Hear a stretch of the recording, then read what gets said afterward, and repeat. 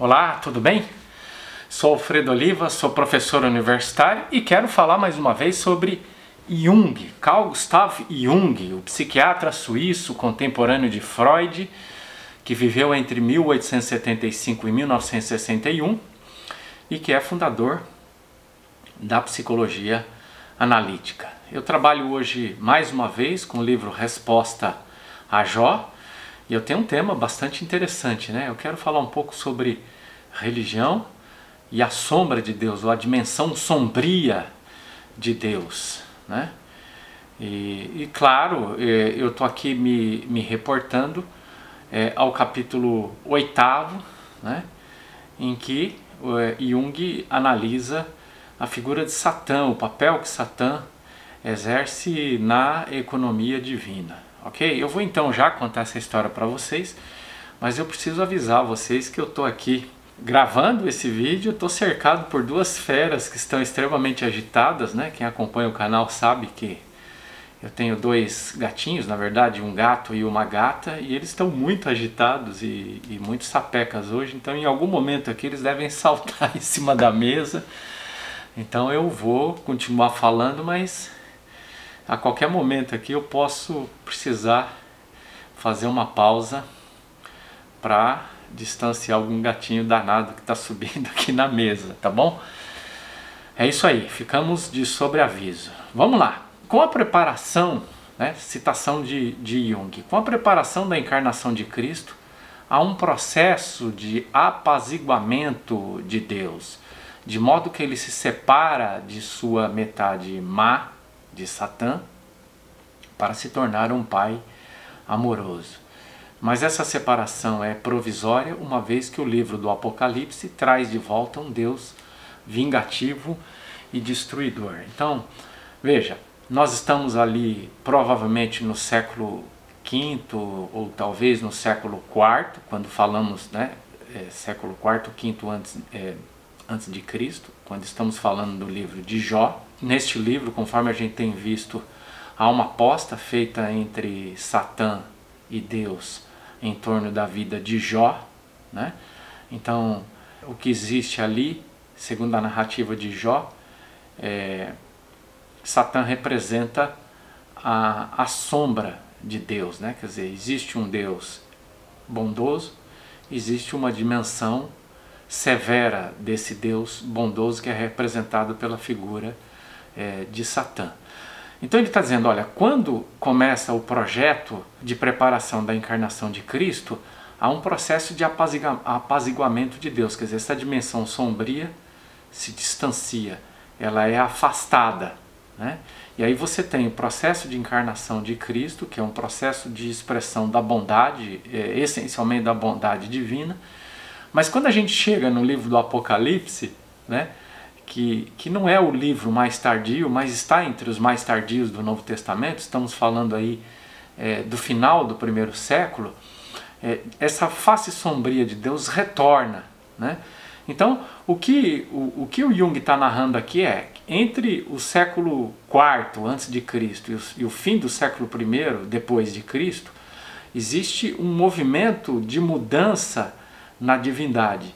Esse movimento de mudança na divindade vai de uma divindade que está com a sua dimensão sombria, de certo modo consciente ou integrada, pelo menos integrada.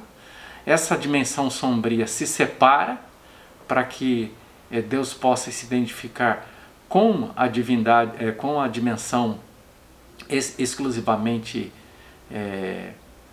não sombria, e depois essa dimensão volta a constelar no final do primeiro século. É isso que está condensado aqui nesse parágrafo que eu acabei de ler. Então, o que a gente precisa discutir agora é por que Jung está dizendo que Deus tem uma dimensão sombria. Então, mais uma vez, eu preciso lembrar a vocês que Jung, na condição de psicólogo da religião, e não de teólogo, ele não está fazendo doutrina, né? Ele não está defendendo esse conceito no interior de uma confissão religiosa, mas ele está dizendo, olha, a religião é um fenômeno projetivo, né? E enquanto fenômeno projetivo, é importante que a religião dê conta daquilo que está presente no ser humano. E o que está presente no ser humano, e é importante para que esse ser humano encontre saúde afetiva, é que ele entre em contato com a sua dimensão sombria, né? Ou, se a gente quiser, Jung fala do arquétipo da sombra. O que o arquétipo da sombra representa? Toda a nossa parte, vamos dizer assim, ou a parte de nós que tem sido negada, vamos dizer assim, né? Para a gente se identificar com a bondade, com valores nobres, a gente tem que refugar, né, essa dimensão, esse potencial de maldade que está presente dentro de cada um de nós, né? Esse potencial sombrio que está dentro de cada um de nós, né? E parte do processo de terapia junguiana, por exemplo, é você integrar a sombra, né? Quer dizer, a gente não aprende a lidar com a sombra negando a existência da sombra ou negando a estar em contato com a sombra, pelo contrário, né? Então a gente vai de uma forma lenta, gradual, mas constante, entrando em contato e integrando a sombra, ou seja, assumindo, né, toda a potencial maldade que habita dentro de cada um de nós. Para que a gente possa alcançar esse processo, né, entrar nesse processo de integração da sombra, e se eventualmente a gente for um sujeito religioso, é bom que a nossa religião seja uma religião que estimula esse contato com a sombra, que estimula a integração da sombra e não o contrário, né? Uma religião totalmente identificada com a dimensão sublime, bondosa, tanto de Deus como do ser humano, ela se estabelece num obstáculo, né, num desestímulo ao sujeito entrar em contato com a sua sombra, ok? Então é por isso que Jung está falando dessa forma, né? Então ele vai, espantamo-nos ao lembrar os atos de criação de outrora em que Satanás, apesar de tudo, né, Satã, eu não gosto da palavra Satanás, né, que é uma expressão que vai aparecer no Novo Testamento. Vocês estão ouvindo a Leia arranhando aqui a caixinha do lado. Espantamo-nos ao relembrar os atos de criação de outrora em que Satanás, ou Satã, né, a palavra hebraica é Satã, a palavra Satanás é uma palavra que vai aparecer no Novo Testamento, é uma variação grega, né? É um hebraísmo presente na língua grega. Apesar de tudo, exercia suas influências subversivas, né? Aí vocês estão vendo, né? Agora o Foucault chegou e está um correndo atrás do outro. Aqui estão os gatos fazendo uma bagunça aqui. Na verdade, ele está presente em toda parte, semeando o joio no meio do trigo. É interessante, isso é uma imagem do Novo Testamento, né, em que as pessoas se reportam a Jesus na imagem de uma colheita de trigo, né? Então a pessoa está semeando o trigo e quando ela semeia, a recomendação de Jesus é que no meio do trigo o joio cresça. E ao invés de você começar a tirar o joio do meio do trigo logo que o trigo está nascendo, a recomendação é que deixe o joio florescer, crescer junto com o trigo, e somente depois que o trigo estiver grande também o joio, você tem clareza para separar um do outro. Se você olhar isso, e parece que a intenção do Jung aqui é usar o trigo como metáfora da dimensão bondosa do ser humano e também da divindade, e o joio, né, como uma espécie de erva daninha, como uma metáfora da sombra, né? Então, quando a sua dimensão bondosa ela não está muito distinta da sombra, é difícil entrar em contato com a sombra. Mas quando ambos se desenvolvem, fica evidente um e outro, e aí você pode ir fazendo essa separação, né? Então, é bem legal essa imagem, né? Quer dizer, a sombra precisa crescer, a sombra precisa ser projetada ou precisa ser assumida, né? Além de projetada, porque o Jung dizia isso, que a gente só entrava em contato com a sombra mediante projeção nas outras pessoas, né? E o ideal é que a gente pare de projetar a sombra sobre as demais pessoas e comece a assumir que aquilo, ao invés de estar na outra pessoa, estar fora, está dentro, né?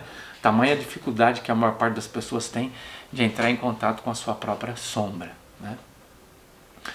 Com a limitação relativa imposta a Satã, Javé se tornou um Deus de bondade e um Pai amoroso, identificado a seu aspecto luminoso, né?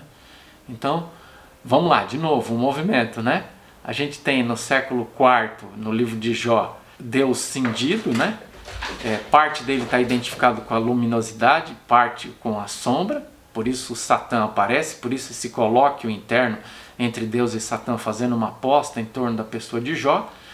Aí ele diz, olha, Deus afasta essa dimensão sombria para iniciar o processo da encarnação na pessoa de Cristo, e Deus passa a estar identificado exclusivamente como um Pai bondoso.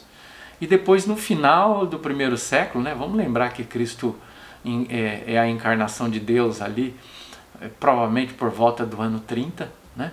Mas depois, por volta do ano 90, 100, talvez para alguns pessimistas até início do século II, que é quando teria o livro de Apocalipse sido escrito, então essa dimensão sombria volta a constelar, volta a atuar quando você tem ali um Deus prometendo o fim do mundo, né? Parece que um desejo, uma vontade de vingança volta a funcionar ali.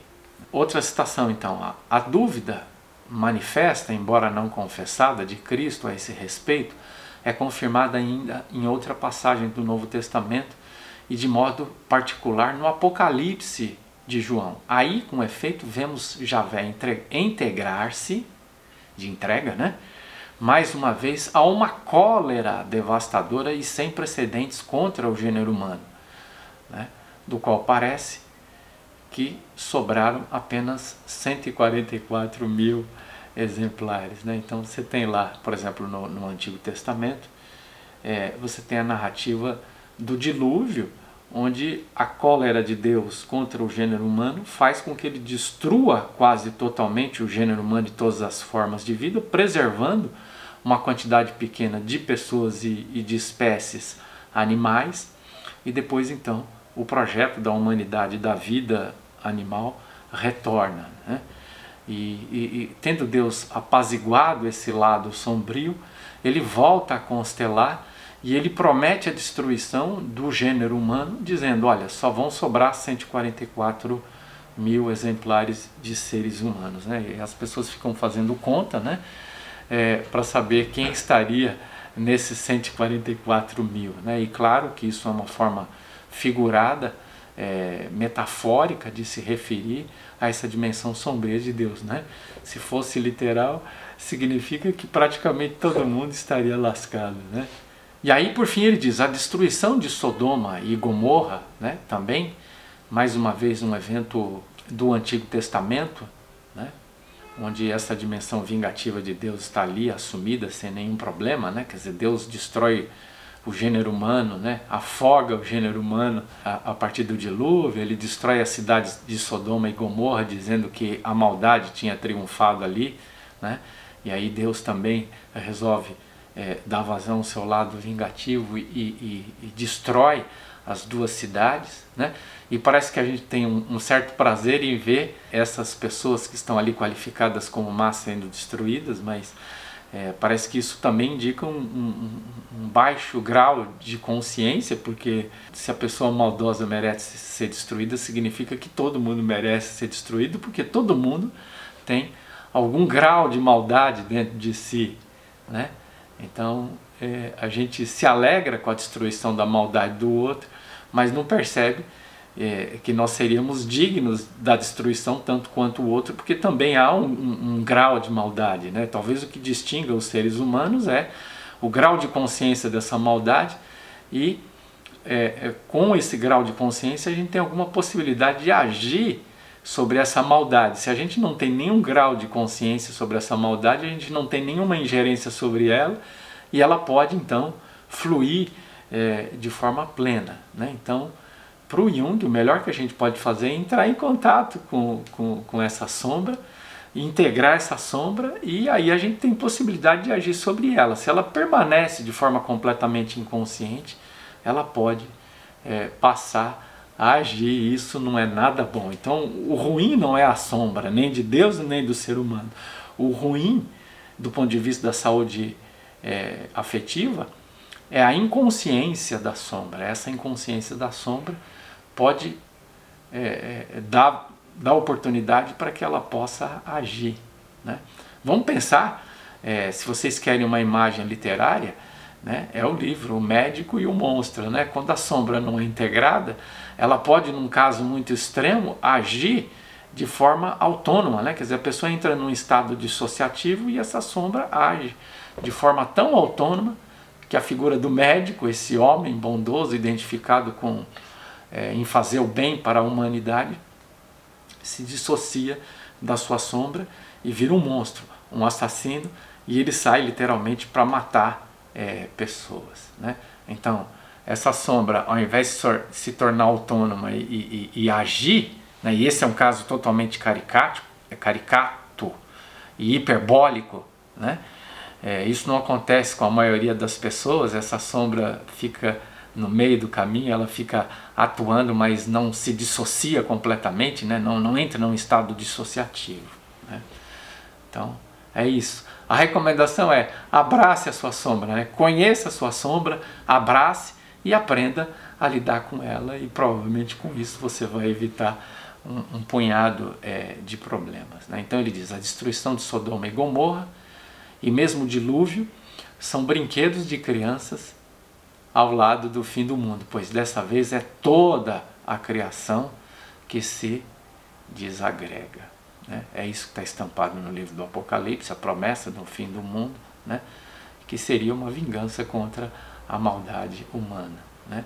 Isso não aconteceu e provavelmente não vai acontecer, né? O que tem aqui é um desejo de vingança e não um projeto de vingança, né? É um desejo confessado, assumido, né? Esse desejo confessado e assumido provavelmente é a única razão pela qual essa vingança não se configura historicamente, né? É assim com a divindade, é assim com cada um de nós também, né? Sombra integrada é diferente de sombra atuando de forma inconsciente. É isso aí, espero ter ajudado aí na elucidação de mais um capítulo desse livro lindo, mas ao mesmo tempo complexo, né? A gente volta ainda a falar de Jung e desse livro Resposta a Jó em uma outra oportunidade. Um abraço e até lá!